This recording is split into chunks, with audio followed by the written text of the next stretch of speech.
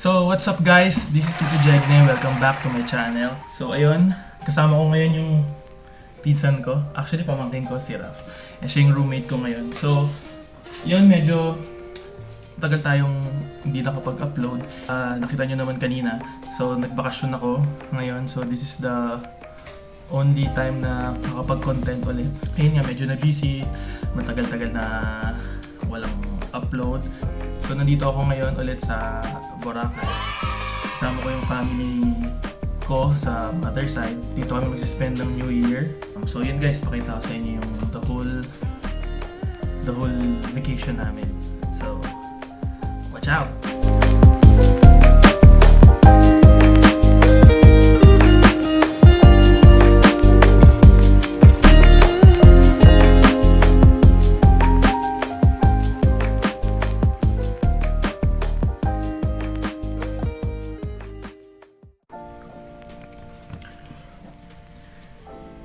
So, ayun guys, short story lang.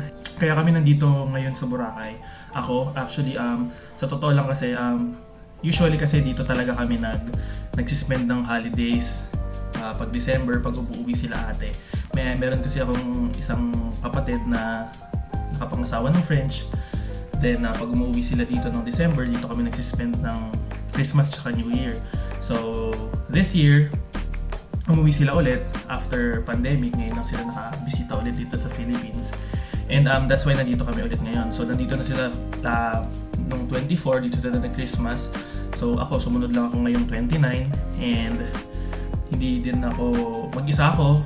Actually, hindi ko kasama yung baby ko, pati si Jamie kasi pregnant nga siya ulit. Then, so saglit lang talaga ako. Mag-spend na ako ng New Year, then uuwi na ako sa amin.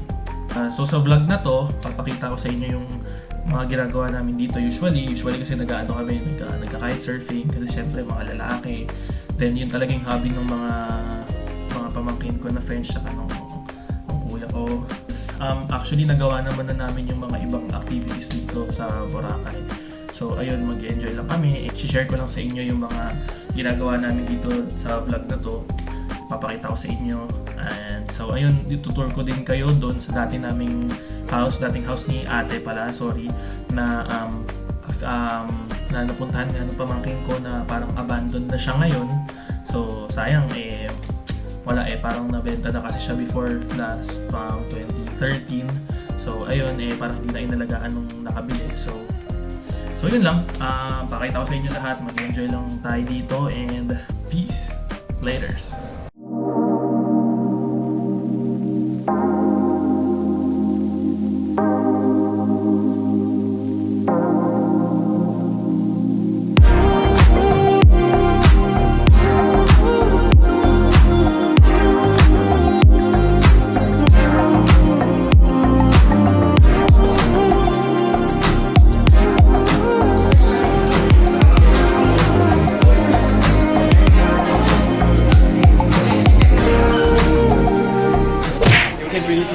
So ngayon dito kami sa Jollibee with Rafa. Bro, say we need the Jollibee logo. they're going to try First time. Jollibee for the first time. Ethel is going to try it for the first time, but I think this is your second time. I think my second time, yeah. Yeah. And first time I got sick. I ate too much, I got sick. So let's try it. Again, say it again.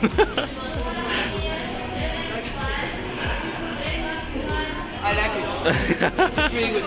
I love fried chicken, so cheesy. Trying Jollibee for the first time. This is good. What's the difference between the burger at the Jollibee or from the other burgers that you have tasted before? If you look at this, Yeah?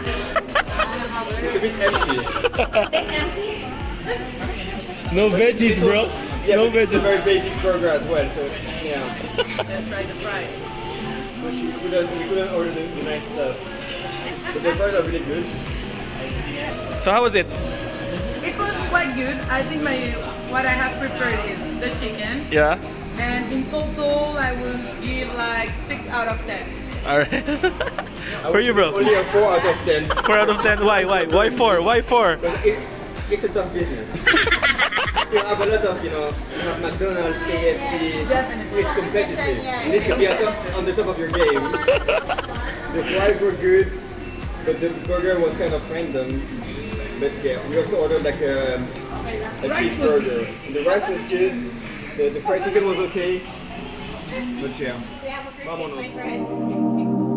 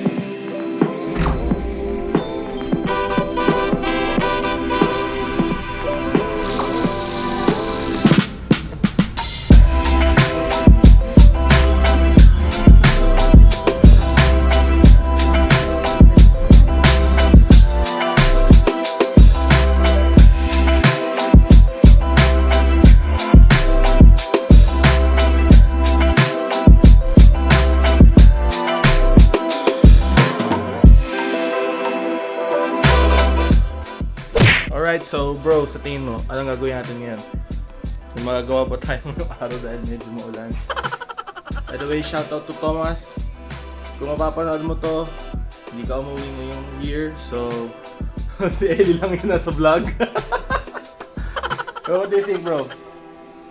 Anong pwede natin gawin ngayon?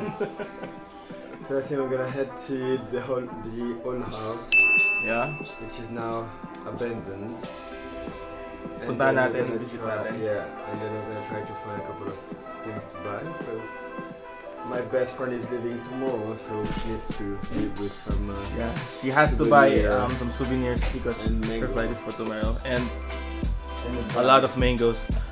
She's going to bring it back to France, so samahan natin siya. And makita ko na lang sa inyo yung the whole activity na gagawin namin ngayon. So, that's it. Peace.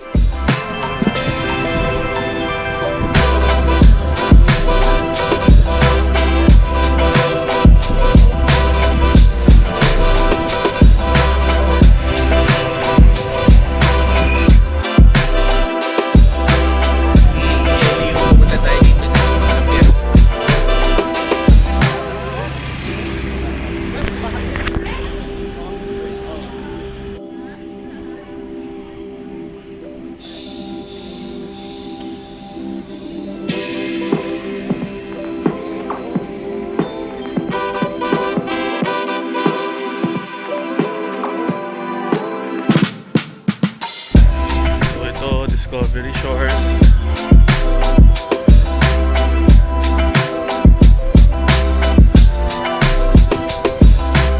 Alright guys, so ngayon dito ako sa beach. Nandito kami ngayon sa Station 1, kung nasan yung bahay before na pinagstayan namin, bahay nila ate. So visit lang namin yon para ma-videohan, para makita kung ano nang itsura niya ngayon after for almost 9 years na siyang di namin napuntahan. And yun, check lang namin. Dito kami sa Station 1 banda. So dito sa Station 1, ito yung parang magandang beach dito sa Boracay talaga. Kasi lalo na pag nag-low tide, mas okay yung itsura niya. So ayan.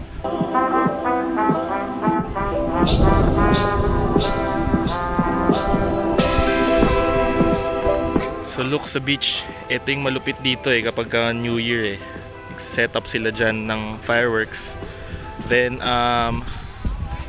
actually matagal na natigil yan, pero ngayon mukhang pwede na ulit mag fireworks dyan sa dagat. So ayan. Okay, so ayun. So dito kami talaga dati nagsistay. This is Fridays Boracay. Ayan. So ngayon, as you can see, wala nang Fridays na nakalagay. Yan. Ito siya.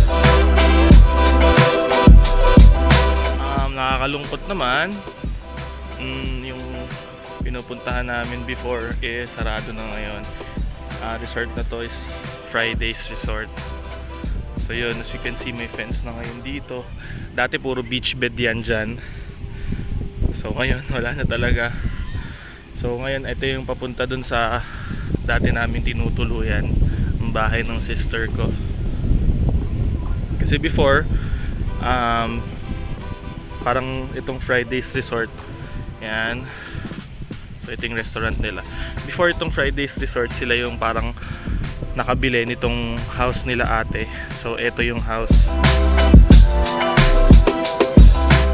Yan. Ayan na yung bahay before. It's the villa. So ito yung house. Ayan na siya. Okay. Ayun, dito yung sala before. Sana talaga. Dito kami kumakain. Yan. Yan, meron bar.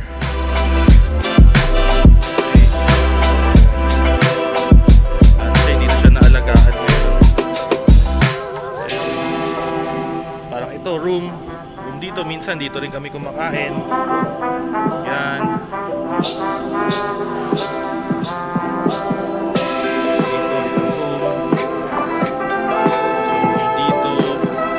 Yan, actually CR yan, pababa, CR yan. Yung stairs. Room, sila ate. The house is abandoned, bro!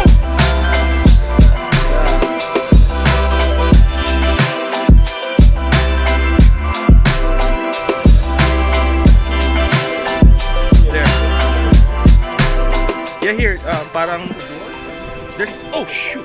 There's a door here, parang ano, parang ito yung TV room before. Yan. Oh, shoot. So ito, dito yung punta kami dun sa rooms nila. Actually, namin minsan dito din ako natutulog. Dito, may isang room dito kami ni June. Over here. Tapos dito, room nila Elie and Thomas. This room. And this is the master's bedroom. The room ni na Ate Gilda. Then meron jacuzzi dyan. It's locked. There's two beds.